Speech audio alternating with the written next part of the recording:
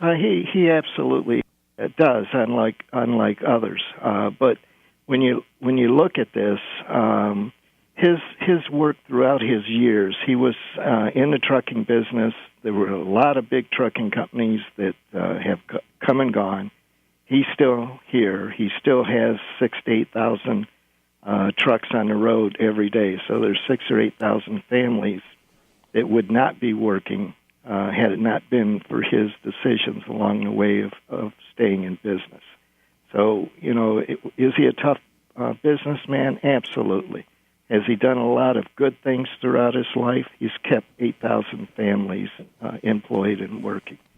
And on the bridge, we're not afraid of somebody coming in and wanting to build a bridge a mile away from us and compete with us. That's not the issue. The issue is government has all these luxuries, all this deference in court, all of this ability, if they want, to stop the traffic from coming to us to enhance their own operation.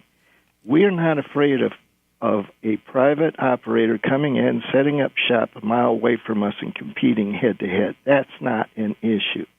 Setting up a government proposal a mile away and taking advantage of every issue, every luxury that they have as government, including cutting off traffic to us, including now they're admitting subsidizing that bridge for 50 years to come. Those are things that nobody can really compete against. And that's what this government has been doing in this effort to take over or to build another bridge near us, is use all their luxuries and harm an existing private business that operates the most efficient border crossing in North America.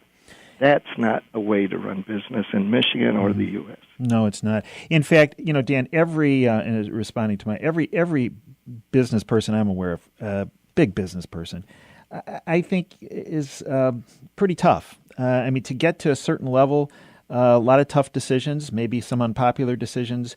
But here's the difference. But here's the difference between Matty Maroon and those guys. Matty Maroon is fighting for freedom. So to say, hey, this guy has a lot of money and he can fight it, you know what? We all have to fight for our freedom. And unfortunately, Mike, a lot of people just sit on their butts and let their freedom get just stripped away.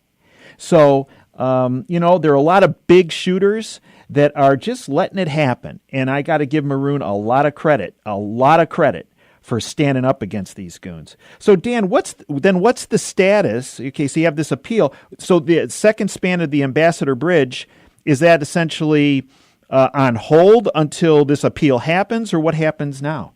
No, during all this, we've been fighting hard with the agencies to approve our second span. And in most cases, it's the same folks that are pushing to build their own. So it's been a fight out of the courts to get through those permit processes.